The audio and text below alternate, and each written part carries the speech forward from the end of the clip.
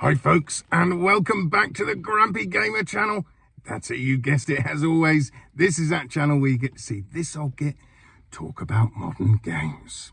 So for today's in-car comments, well, the first thing I wanted to discuss, which is just honestly just got me bewildered, is this new game that's just come out in early access called Palworld.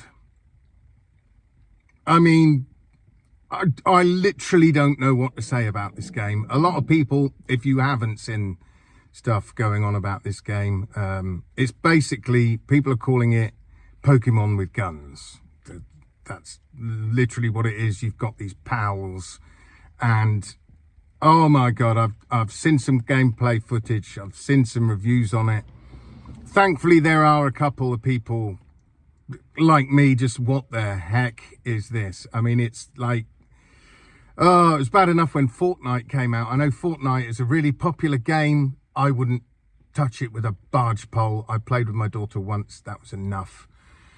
So this Palworld, I mean, crikey, it's not, definitely not a game for me. There's no way on this planet it's a game for me, but it's doing absolutely fantastic. Apparently it's sold millions already, and in the first day or two. And of course, the good old Xbox, they're banging on. I'm seeing on social media that, oh, Sony ponies are so envious, so jealous they can't have this game. It's like, what are you talking about? Really? This is a weird flex, chaps. If you're trying to flex about Palworld, you know, yeah, there might be some PlayStation gamers who are gutted that they won't be able to play it. You know, I'm sure there's plenty of 5-year-olds like that, but I just don't understand it. I really don't understand the hype around this game and people losing their minds over it. I mean, honestly, I think I'd rather staple my face to the carpet than play this game. I mean, seriously. But hey, you never know what the next craze is, and in gaming, maybe this is it. This is the next big thing. But let me know what you think about this game, folks, down in the comments. I'd be interested to hear what you say about it. Now, staying with Xbox for a minute, some bad news actually from Xbox, and that is that they are making just under 2,000 people redundant since this merger. Now, this merger has only been, you know, is it less than 100 days since the merger, you know, the acquisition of Activision Blizzard.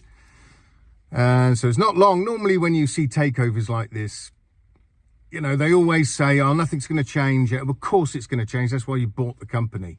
You're going to change it to how you want it. But it normally takes anything from sort of up to a year to 18 months for these changes and redundancies to start being implemented. But nope, they're literally making nearly 2,000 people redundant straight away.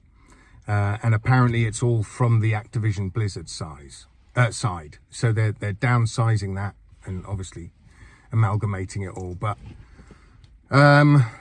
it sort of worries me where Xbox is going. You know, with Game Pass, a lot of people say it's not sustainable. We know for a fact that new subscriptions have plateaued for Game Pass and obviously for PlayStation Plus as well. They've all plateaued. There's only so many new people you can bring on board. You can't just keep growing. There will be a plateau. And I just don't think it's good for us, the gamer. It might be now people think, yeah, this is great, but with this Activision Blizzard acquisition, you know, and they just want to go sort of Game Pass and all their games coming out, you know, day one onto Game Pass. I'm concerned that what we're going to see is just more and more shovelware coming out, you know, because they're not going to be able to spend so much time on games, because at the end of the day, if it's going on Game Pass, you know, maybe they're not earning enough money from it, so they'll just want to keep pumping out trash games. It'll be like mobile gaming. Look at the amount of utter garbage there is on mobile games. And I can just see it getting worse for subscription services, where, like I say, we're just going to get more and more shovelware, and the actual standard of quality games is just going to go down. But Hey, that's just my thoughts on it. I might be completely wrong. Again, let me know what you think down in the comments about this. And then I just wanted to mention, actually, last Friday, a week today, The Last of Us Part 2 Remaster came out. Now, I already had the PS4 version, so I just paid the £10 upgrade. And to me, it was well worth it. I played a bit of the story to begin with, just to get me back into knowing the combat and all that sort of things. I did try going into the no return mode first, and I just got absolutely hammered. So I went back to do a bit of the story. And to be honest with you, I couldn't really notice much difference. I wasn't expecting to anyway.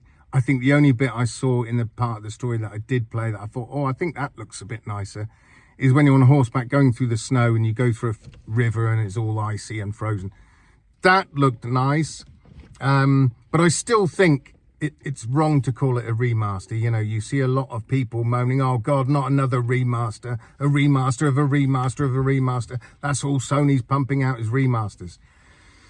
I was having this conversation with someone on social media about it, saying that, yeah, they shouldn't have perhaps called it a remaster because people complain. Maybe they should just call it a director's cut, something like that, because you've got the lost levels in there.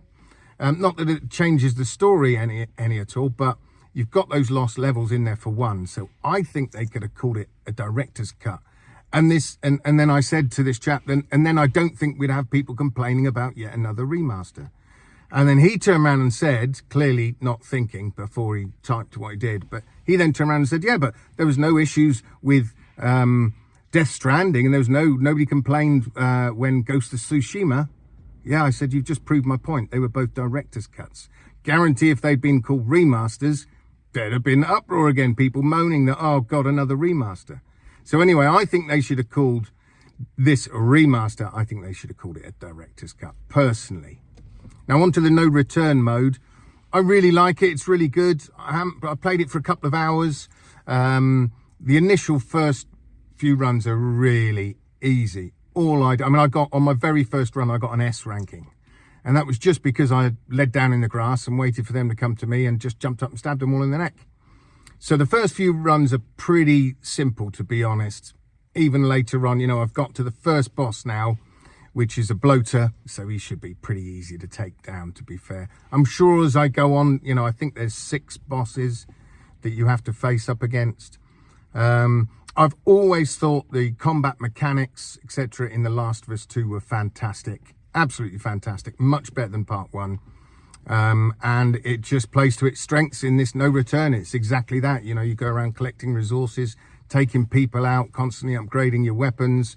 After each one, you go back to your hideout, and you then upgrade your weapons, etc. So I think the upgrade is worth it for the £10. It's definitely worth it for that alone. If you've never played The Last of Us 2, or let's say you've played Last of Us Part 1, but you haven't played Last of Us Part 2, then it's definitely worth getting. If you enjoyed the first one, it's definitely worth getting.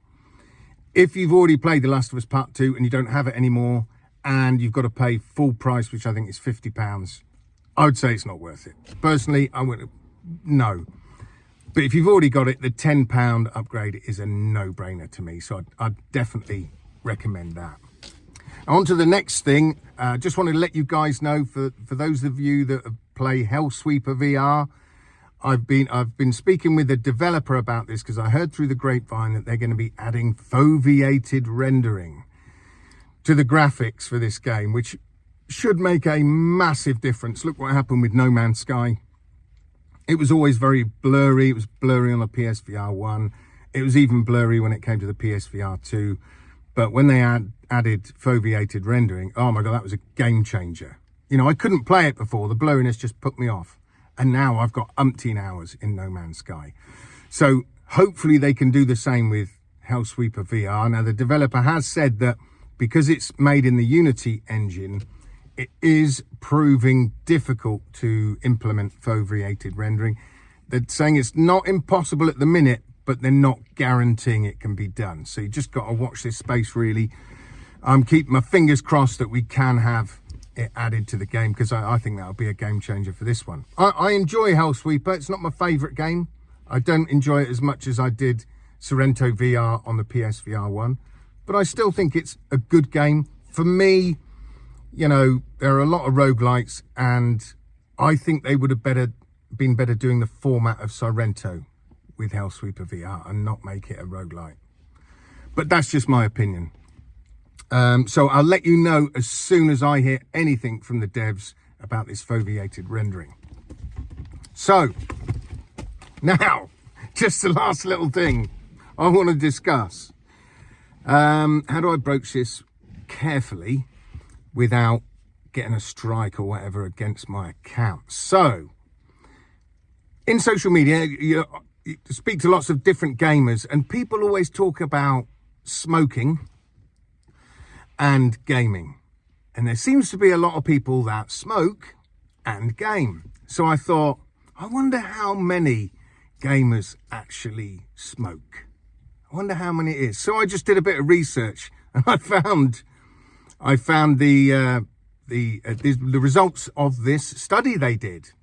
And it actually turned out the percentage of gamers that smoke, 54%. Now, I thought that was really high. I really did. I was quite surprised at that. I thought maybe 30% of gamers smoke while they're gaming. No, 54%. So the majority of gamers smoke. Now, they said that it was 54% of the respondents said they smoke. So maybe the other 46% were too stoned to be bothered to reply in the first place. I don't know. But I was quite blown away by that. 54% of gamers smoke. So I found that quite amusing. I don't know, folks. I can't say too much more on it in case I get in trouble or whatever. I don't know the total ins and outs of YouTube. But I just thought I'd mention that because I found that really funny, that so many gamers smoke when they play. Like I said, I don't know whether these are gamers that smoke or smokers that game. But anyway, it's 54%. So, right, time for me to disappear, folks. So all I can say is have a fantastic weekend. Hope you play some great games. Don't forget to please like the video. That really helps me. And subscribe if you haven't already. And share it would be even better. So until next time, folks, I shall see you guys on the other side. Adios.